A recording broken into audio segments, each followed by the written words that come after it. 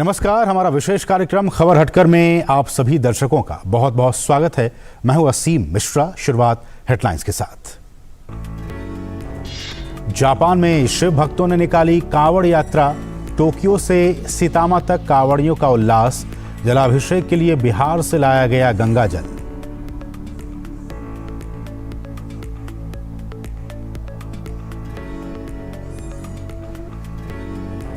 रामेश्वरम में चल रहा है आदि अम्मन तिरुकल्याण उत्सव। विरुधुनगर जिले के चित्रकार मुथु ने रामानाथ स्वामी मंदिर के पास सड़क किनारे उकेरी भगवान शिव की छवि। श्रद्धालु प्रसाद चढ़ाकर कर रहे हैं पूजा अर्चना।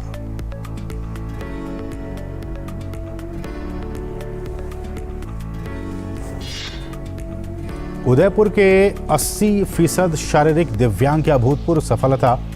लेह लद्दाख के खारदुंगला दर्रे को क्वाड बाइक से पार कर बनाया विश्व रिकॉर्ड। लद्दाख के राज्यपाल ने किया सम्मानित।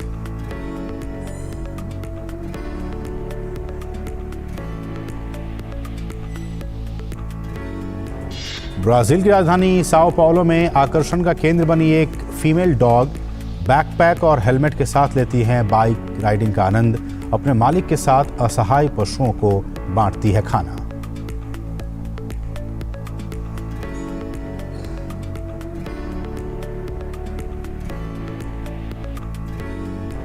और अजय भूपति की अपकमिंग फिल्म मंगलवार का धमाकेदार टीजर हुआ रिलीज। गांव की पृष्ठभूमि पर आधारित है हॉरर थ्रिलर ये फिल्म। तेलुगु, तमिल, कन्नड़ और मलयालम में भी होगी रिलीज।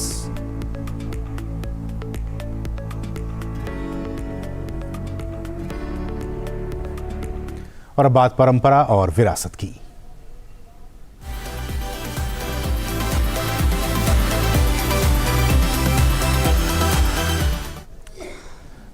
दुनिया के तमाम देशों में होली, दिवाली और छठ जैसे आयोजन होते रहते हैं, लेकिन इस बार कांवड़ यात्रा भी 7 समंदर पार जापान तक पहुंच गई है। भारत के बाहर पहली बार 7 समंदर पार सावन में जब भगवान भोलेनाथ को जल चढ़ाने के लिए जापान की राजधानी टोक्यो में कांवड़ यात्रा शुरू हो गई है। इसका आयोजन Bihar Jharkhand association of Japan द्वारा किया गया।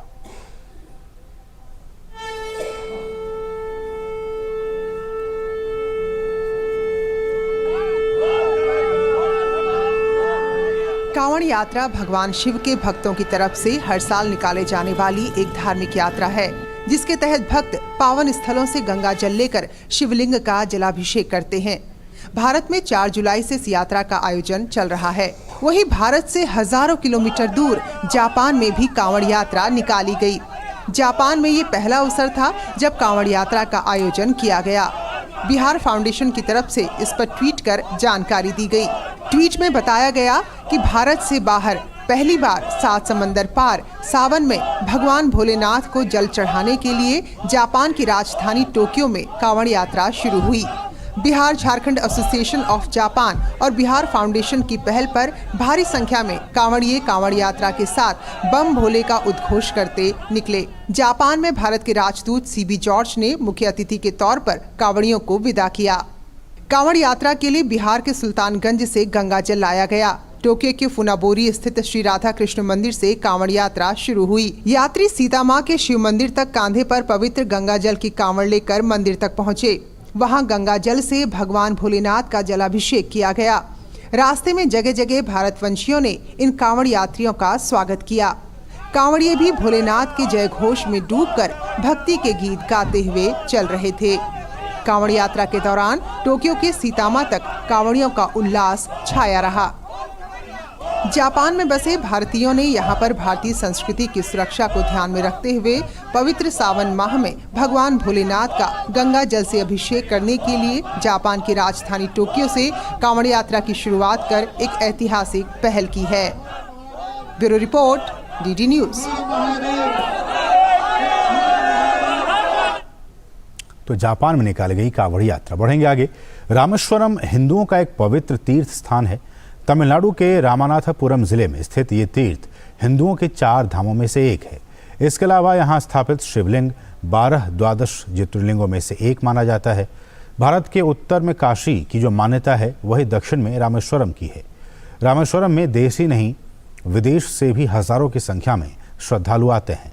फिलहाल रामानाथ स्वामी मंदिर में 13 तारीख से अम्मन तिरुकल्याण उत्सव चल रहा है। इस उत्सव में हिस्सा लेने के लिए हजारों श्रद्धालु रामेश्वरम आते हैं। विरुधुनगर जिले के चित्रकार मुथु ने रामानाथ स्वामी मंदिर के पश्चिमी द्वार के पास सड़क किनारे भगवान शिव की छवि बेहद ही खूबसूरती से चित्रित की है।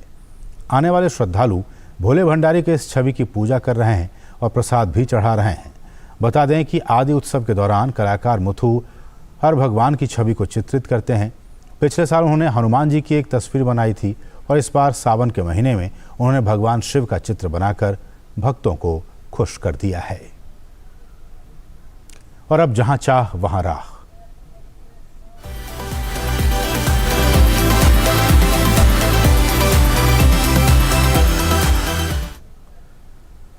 अगर आपने कुछ कर गुजरने का ठान लिया हो तो शारीरिक दिक्कत भी आड़े नहीं आती। उदयपुर के डॉक्टर अरविंदर सिंह इसकी जीती जागती मिसाल हैं। शारीरिक रूप से 80% दिव्यांग अरविंदर सिंह ने लेह लद्दाख के खारदुंगला पास तक क्वाड बाइक पर ट्रैवल कर अपना नाम Guinness book of world record में दर्ज करवा लिया है। इस साहसी और चुनौतीपूर्ण प्रयास को सफल करने वाले वे पहले और एकमात्र शारीरिक रूप से 80% दिव्यांग व्यक्ति हैं।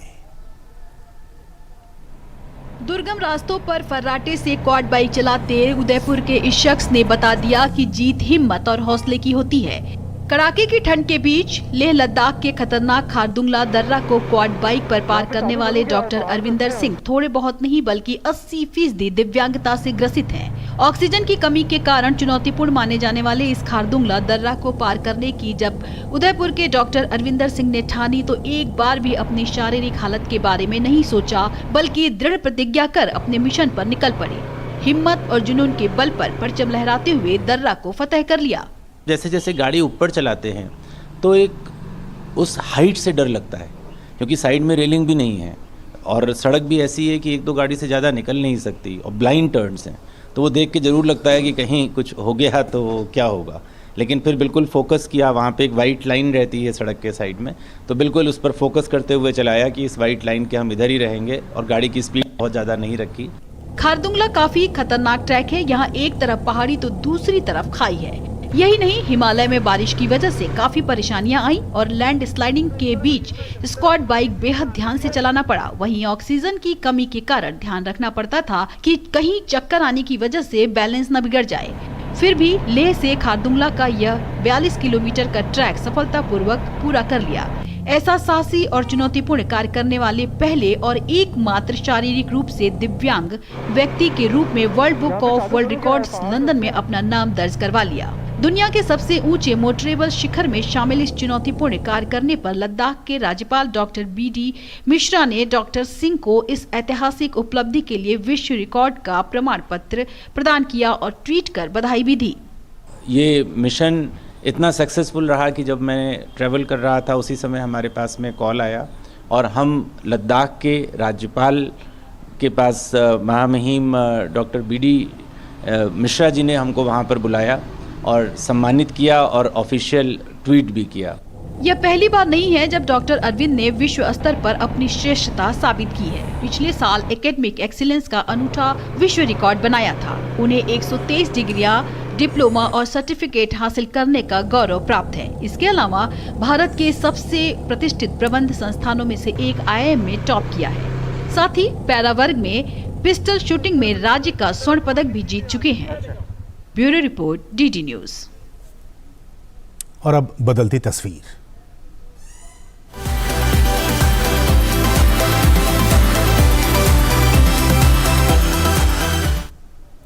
बच्चे किसी भी देश का भविष्य होते हैं। उनको संवारने से दुनिया संवर जाती है। ये काम कायाकल्प जैसी कई योजनाएं चलाकर यूपी की योगी सरकार बखूबी अंजाम दे रही है। पढ़ाई के साथ साथ सरकार संसाधन भी उपलब्ध करवा रही है। पेश है यूपी के रायबरेली जिले के डिडौली ग्राम सभा से ये रिपोर्ट, जहां बच्चों को प्रदेश का पहला वातानुकूलित विद्यालय मिला है। उत्तर प्रदेश की योगी सरकार जहां एक ओर प्राथमिक शिक्षा की गुणवत्ता पर लगातार काम कर रही है, वहीं दूसरी तरफ संसाधन उपलब्ध कराने की दिशा में भी सतत प्रयास कर रही है ताकि शिक्षा के लिए विद्यालयों में सकारात्मक माहौल दिया जा सके। इसके लिए सरकार कायाकल्प जैसी कई योजनाएं भी चला रही है। सरकार के इस कदम से प्रेरणा लेकर रायबरेली जिले के राही विकास खंड की डिडोली ग्राम सभा के प्रधान ने प्रदेश को पहला वातानुकूलित विद्यालय देकर विकास की नई इबारत लिखने का कारनामा अंजाम दिया है। सबसे पहले मैं बताना चाहूँगा, इसी विद्यालय से मैं पढ़ लिख के जहाँ भी मैं पहुँचा हूँ उसमें इस विद्यालय का ही श्रेय है, इसका ही आशीर्वाद है। जब बचपन में मैं यहाँ पढ़ता था तो यहाँ पे एक छोटा सा बंगला हुआ करता था, उसी बंगले से मैं पढ़ के यहाँ से बड़ा हुआ हूँ जहाँ तक पहुँचा हूँ।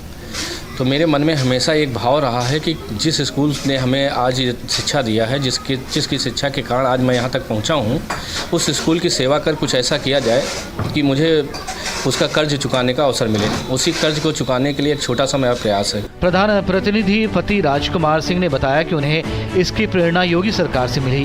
उन्होंने बताया कि वो गरीब बच्चों को बेहतर शिक्षा व माहौल देने का प्रयास करते हैं, जिससे बच्चे शिक्षित होकर देश की तरक्की में अपना योगदान दे सकें। उन्होंने बताया कि बिजली के बिल का कोई झंझट न रहे, इसलिए विद्यालय में सोलर पैनल की व्यवस्था की जा रही है। बिल की व्यवस्था पहले ही मैंने सोच रखा है कि लोकतंत्र है, लोकतंत्र में जनप्रतिनिधि आते जाते रहते हैं, तो मेरे एब्सेंस में अगर कभी आगे आने वाले समय पे कोई ऐसी समस्या हो, इसके लिए मैंने प्लान कर रखा कि पूरे स्कूल को सोलर पैनल से जोड़ा जाएगा, जिससे विद्युत बिजली का खपत जो होगी जीरो होगी। स्कूल के अध्यापक बताते हैं कि विद्यालय की चर्चा पूरे जनपद में है। प्रधान जी के सकारात्मक सहयोग से स्कूल में शिक्षा का जबरदस्त माहौल है। विद्यालय में बच्चों की संख्या भी लगातार बढ़ रही है। हम लोग की ज्वाइनिंग यहाँ पे 9 जुलाई 2016 को हुई थी और तब इस विद्यालय की स्थिति जैसे और विद्यालय हैं वैसी ही थी, मतलब हर चीज़ नहीं उपलब्ध थी। लेकिन अब प्रधान जी की सहायता से विद्यालय बहुत अच्छा हो गया है। हमें लगता है रायबरेली में ऐसा कोई विद्यालय नहीं है जहाँ पे एसी हो, लेकिन प्रधान जी की सहायता से यहाँ पे टाइल्स भी लग गए हैं, इंटरलॉकिंग भी हो गई है और एसी भी लग गया है। अब हमारे यहाँ बच्चों की संख्या भी बढ़ गई है। स्कूल में बच्चों की संख्या तो बढ़ ही रही है, साथ ही पढ़ाई में बच्चों का भी खूब मन लग रहा है। यहाँ बहुत अच्छी पढ़ाई होती है और मैम टीचर बहुत अच्छा पढ़ाती हैं। जब धूप में आते थे, जब से एसी लग गई है तब से बहुत अच्छा लगता है। मेरी मैम बहुत अच्छा पढ़ाती हैं। जब से प्रधान हम लोग गर्मी से आते थे तो बहुत पसीना निकलता था। जब से प्रधान चाचा ने एसी लगवा दी, हम लोग को घर जाने का मन नहीं करता। अब हम लोग पहले तो कुछ दिन नागा भी कर देते थे, अब हम रोज आते हैं स्कूल। शिक्षा से संबंधित उत्तर प्रदेश सरकार की विभिन्न योजनाओं से प्रदेश के विद्यालयों को सकारात्मक माहौल मिलने के साथ साथ बच्चों की जिंदगी भी बेहतर हो रही है। रायबरेली से सुधीर त्रिपाठी की रिपोर्ट, डीडी न्यूज। और यहाँ छोटे से ब्रेक के लिए आप देखते रहिए डीडी न्यूज। संस्कृत में टेलीविजन की एकमात्र साप्ताहिक समाचार पत्रिका वार्तावली। न त्वम हम कामये राज्यम न मोक्षम न पुनर्भवम कामये दुख सप्तानाम प्राणी नामार्ति नाशनम। प्राचीन ज्ञान, विज्ञान, संस्कृति और विरासत के साथ आधुनिकता का अनूठा संगम। गणपतये नमः। करंट अफेयर्स, खेलकूद, विशिष्ट व्यक्तियों से मुलाकात,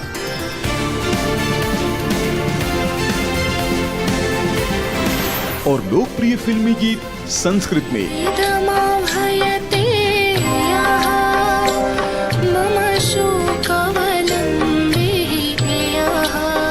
देखिए वार्तावली शनिवार शाम 6:30 बजे, पुनः प्रसारण रविवार सुबह 7:30 बजे, सिर्फ डीडी न्यूज पर। और ब्रेक के बाद आपका फिर से स्वागत, और बात करेंगे 7 समंदर पार की दुनिया की।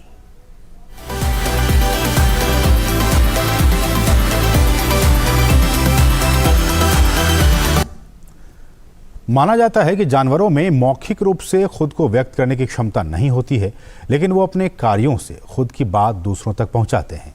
और बात पालतू पशुओं की हो तो जवाब नहीं। विशेषकर डॉग तो हर काम में अपने मालिक का साथ निभाना चाहते हैं।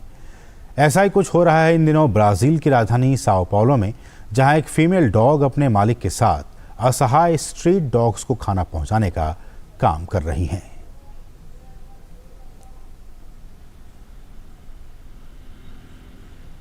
किसी डॉग को इस तरह बाइक की सवारी करते हुए शायद ही पहले कभी देखा गया हो, लेकिन रूबी फोफा नामक ये फीमेल डॉग हर रोज इसी तरह पूरी तैयारी के साथ अपने मालिक मिगुएल प्रेरा डिसूजा के साथ कई किलोमीटर का चक्कर लगाती है।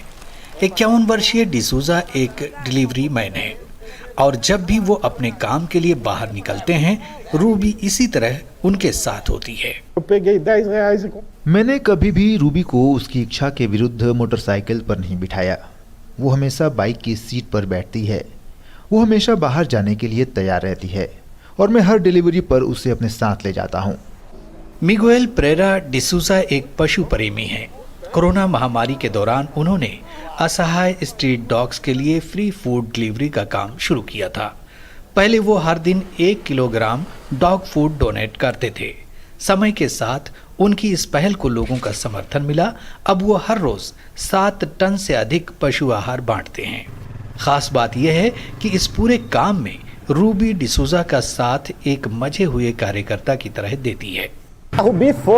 रूबी फोफा सिर्फ मोटरसाइकिल की सवारी करने वाली डॉग नहीं है, बल्कि वो सेवा भाव से पशु हित में अपना योगदान करती है। इन दिनों हम डॉग फूड डोनेट कर रहे हैं। आज अभी तक हम 5 टन से अधिक पशु आहार दान कर चुके हैं। प्रेरा डिसूजा का कहना है कि रूबी को घर पर रहते हुए और घर से बाहर ड्यूटी करते हुए क्या करना है, ये वो बहुत अच्छी तरह से जानती है। मुझे लगता है कि जब रूबी घर पर होती है या जब हम ड्यूटी पर नहीं होते हैं तो उसका व्यवहार किसी भी अन्य जानवर की तरह सामान्य होता है। लेकिन जब रूबी मोटरसाइकिल पर होती है तो वो अपना बैकपैक और हेलमेट पहनती है और डिलीवरी करते समय उसका व्यवहार बदल जाता है। वो वास्तव में जानती है कि वो क्या कर रही है। डिसूजा अपने इस रोचक काम को सोशल मीडिया पर भी शेयर करते हैं, जहां उनके फॉलोअर्स की संख्या लाखों में है। लोग उनके काम को पसंद करने के साथ ही इस काम में उनकी आर्थिक सहायता भी करते हैं, जिससे उनका काम दिन प्रतिदिन तेज होता जा रहा है। Bureau report, DT news. और अब चलते हैं हैशटैग की दुनिया में।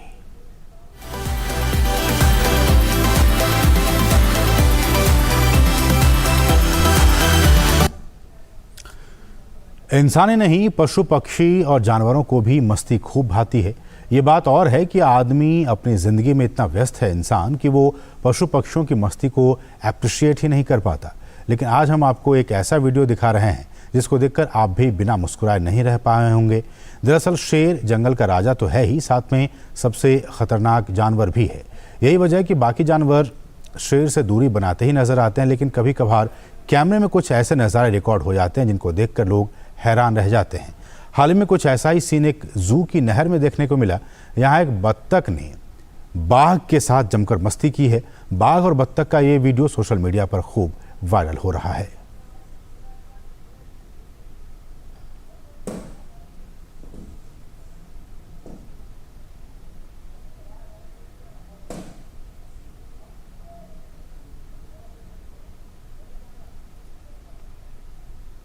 और अब बाइस्कोप की बातें।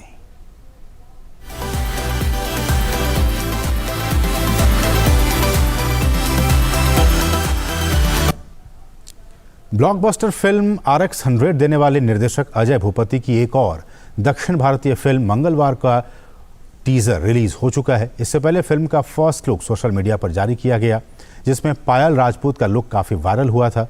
अब मेकर्स ने फिल्म का टीजर भी रिलीज कर दिया है, जो दर्शकों के बीच काफ़ी वायरल हो रहा है।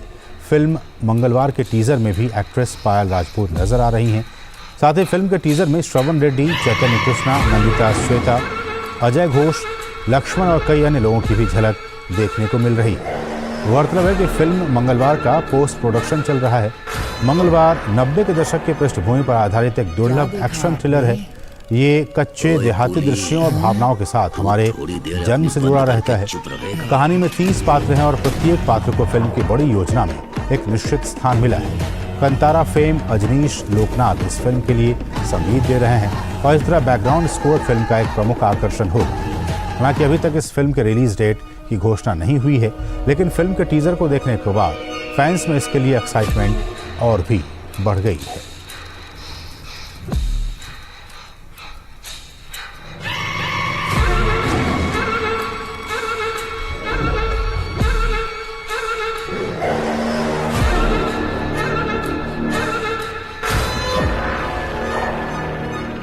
क्या देखा आपने? ओए पुली, हाँ? तू थोड़ी देर अपनी बंद करके चुप रहेगा?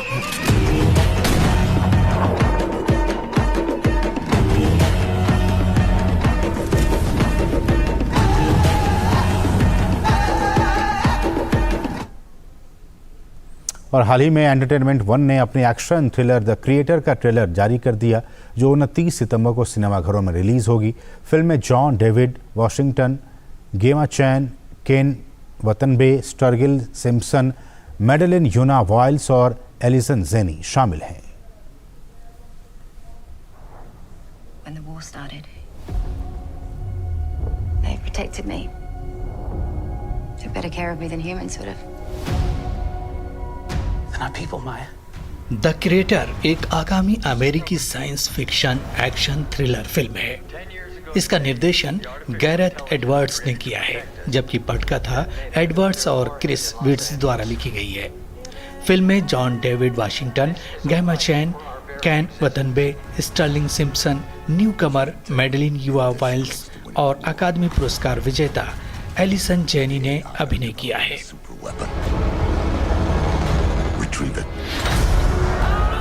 फिल्म में मानव जाति और कृत्रिम बुद्धिमत्ता के बीच भविष्य के संघर्ष को दिखाया गया है। निर्माताओं ने फिल्म का ट्रेलर शेयर करते हुए लिखा, मानव जाति और आर्टिफिशियल इंटेलिजेंस के बीच भविष्य के युद्ध की कहानी है। फिल्म में जोशुआ नामक किरदार एक पूर्व विशेष बल का एजेंट है, जो अपनी पत्नी के लापता होने पर शोक में है। इसी बीच उसे उस इंसान का पता लगाने की जिम्मेदारी दी जाती है जिसने मानव जाति को खत्म करने के लिए रहस्यमय हथियार विकसित किए हैं। जोशुआ और उसकी टीम दुश्मन की सीमाओं के पार एआई कब्जे वाले क्षेत्र में पहुंचती है और आगे की कहानी का पता फिल्म रिलीज होने के बाद चलेगा। एंटरटेनमेंट वन की action thriller film the creator के पूरे ट्रेलर में काफी जबरदस्त एक्शन सीन्स देखने को मिल रहे हैं। मेकर्स ने ट्रेलर को अपने आधिकारिक इंस्टाग्राम हैंडल पर शेयर किया और फैंस के एक्साइटमेंट को बढ़ा दिया। फिल्म का ट्रेलर रिलीज होते ही ये सोशल मीडिया पर तेजी से वायरल हो रहा है। लोग इसे खूब पसंद कर रहे हैं। द क्रिएटर अमेरिका में 29 सितंबर को 20th सेंचुरी स्टूडियो द्वारा रिलीज होने वाली है।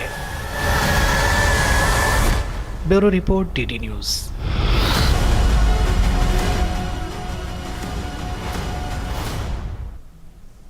और अब चलते चलते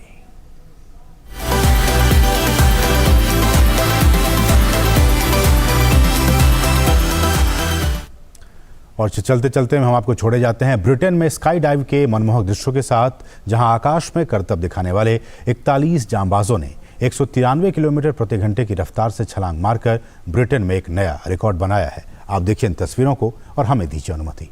नमस्कार।